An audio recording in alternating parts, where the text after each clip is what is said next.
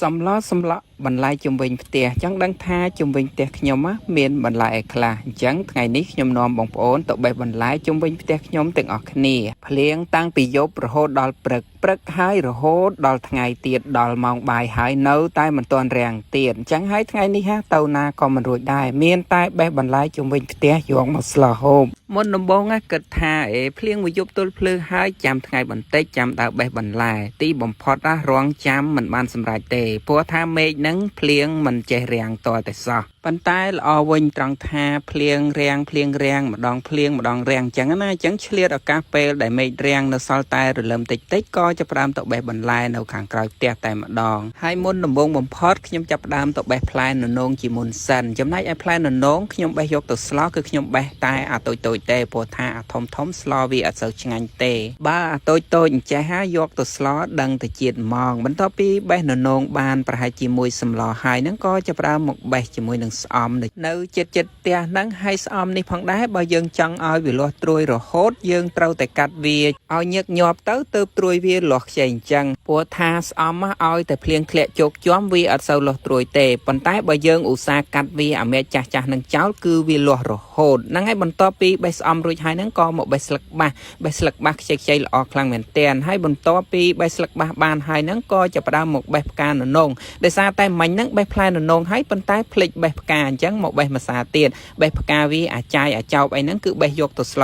បានទាំងអស់រសជាតិវាគឺឆ្ងាញ់តែម្ដងបន្ទាប់ពីបេះផ្កាបេះអីហើយហ្នឹងក៏បេះត្រួយបេះអីខ្លះមកយើងដើម្បីយកទៅស្លលាយគ្នាគឺវាឆ្ងាញ់ណាបងប្អូនបើនិយាយទៅបន្លែទាំងអស់ហ្នឹងគឺសិតតែជាបន្លែធម្មជាតិទាំងអស់ដោយសារតែការដាំបន្លែទាំងអស់ហ្នឹងគឺខ្ញុំអត់ដាក់ជីគីមីទេដាក់ជីដែរប៉ុន្តែដាក់ជីលីមុកូនិយាយរួមទៅបើនិយាយឲ្យសាមញ្ញទៅគឺជីអាចគោនឹងតែម្ដងបងប្អូនដោយសារតែខ្ញុំមានចិញ្ចឹមគោចិញ្ចឹមអីចឹងណាអញ្ចឹងហើយបានអីហ្នឹងក៏យកទៅដាក់ដំណាំទាំងអស់ហ្នឹងបើយើងទិញគេមកពីផ្សារយើងមើលមិនឃើញទេអាចនឹងគេប្រើថ្នាំគីមីយកទៅបាញ់ពីលើឬមួយក៏ជីអីយកទៅដាក់តាមគល់តាមអីអញ្ចឹងណាព្រោះថាការដែលគេដាំលក់គឺគេចង់បានផលច្រើនចង់បានផ្លែច្រើនអីអញ្ចឹងទៅអញ្ចឹងហើយគេបាញ់ថ្នាំបាញ់អីខ្លះអញ្ចឹងទៅដើម្បីឲ្យវាមានផ្លែមានអីច្រើនអញ្ចឹងណាប៉ុន្តែសម្រាប់ខ្ញុំវិញខ្ញុំអត់ដាក់ទេដោយសារតែខ្ញុំដាំហូបបងប្អូនមើលតែផ្លែទៅគឺនៅសល់ពេញដើមហូបមិនទាំងអស់ផងមិនថាខ្ញុំដាំអញ្ចឹងហើយនឹងក៏ជៀសបានគីមីទាំងស្រុងទេប៉ុន្តែគ្រាន់ថា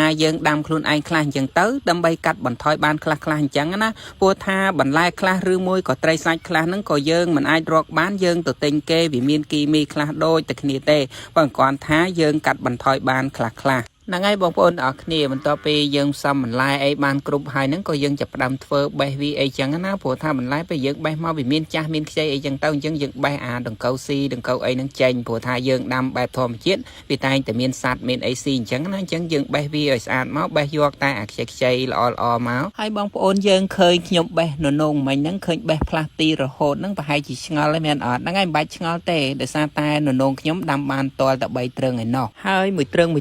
គឺផ្លែពេញទ្រឹងតែម្ដងបេះស្លមិនអស់ទេឥឡូវបន្លែរបស់យើងហ្នឹងក៏បានផ្សំរួចរាល់ហើយយើងបេះរួចចឹងក៏ចាប់ផ្ដើមលាងទឹកលាងអីឲ្យស្អាតបាតមកហើយស្លនេះខ្ញុំស្លអស់តែត្រី2ទេខ្ញុំទុកត្រី1នេះប្រឡាក់ដោយសារតែត្រីខ្ញុំទិញមកមិញគឺចំនួន1គីឡូហើយបានត្រី3ដែរគឺត្រីស្ទឹងហើយបើនិយាយពីតម្លៃវិញត្រី1គីឡូនេះតម្លៃត្រឹមតែ 5,000 រៀលទេដោយសារតែឥឡូវហ្នឹងវារៀងសម្បូរត្រីដែរតាមស្រែតាមអីគេរកត្រីបានអញ្ចឹងណាខែហ្នឹងគឺសម្បូរឲ្យទៅដល់ខែហ្នឹងត្រីស្រែចាប់ផ្ដើមចុះហើយអញ្ចឹងគេរាប់បានណាបងប្អូនមិនថាដាក់មងដាក់ទ្រូដាក់លាប់អីទេគឺដាក់បានទៅត្រីខែហ្នឹងរៀងតម្លៃធូរថ្លៃបន្តិចសម្រាប់ខ្ញុំគិតថា1គីឡូ 5,000 រៀលគឺវាធូរថ្លៃតែសម្រាប់បងប្អូនគិតថាធូរថ្លៃដែរឬក៏អត់ហើយឥឡូវយើងត្រឡប់មកការស្លរបស់យើងមុនដំបូងយើងដាំទឹកពុះហើយយើងក៏ជ្រុំប្រហុកចូលដាក់អំបិលប៊ីចេងស្ករអីក្នុងហ្នឹងទៅហើយបន្ទាប់មកក៏បង់ត្រីចូលទុកឲ្យពុះបន្តិចឲ្យមកឆ្អិនត្រី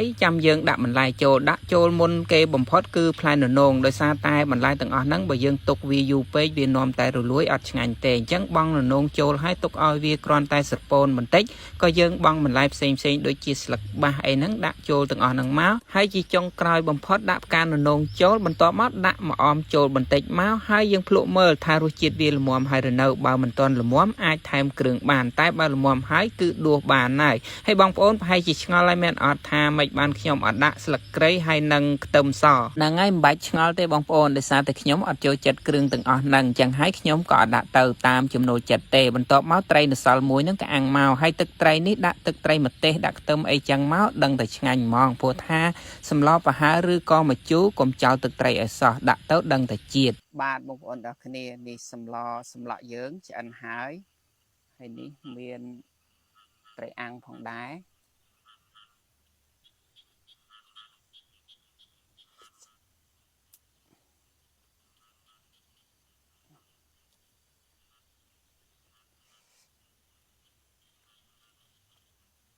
ហើយមានជាមួយទឹកត្រីជាមួយម្ទេសនេះមកឥឡូវយើងមកភ្លក់ទាំងអស់គ្នាមើល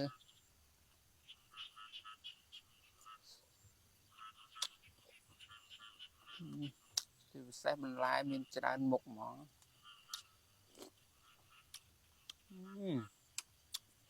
ជាតិហ្មង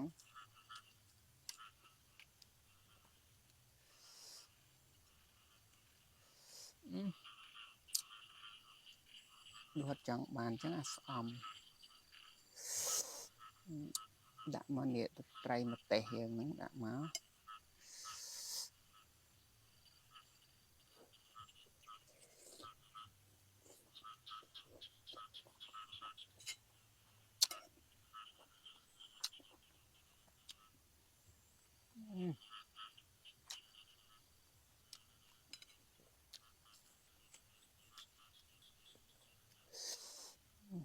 បេះមកឲ្យផ្សែងក្តៅ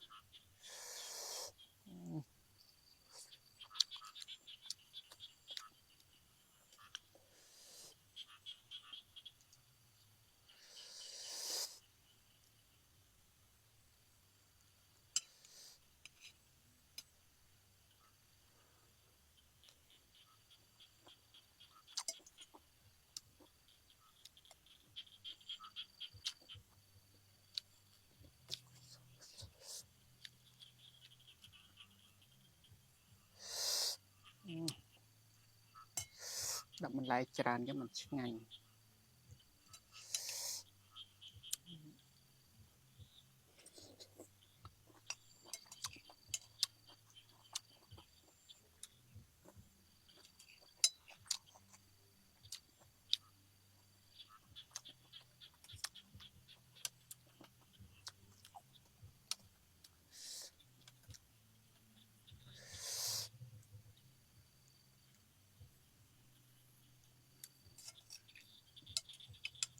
សម្លក់បន្លែច្រើនមុខហ្នឹងខ្ញុំចូលចិត្តស្លជាមួយត្រីស្ទឹងវាឆ្ងាញ់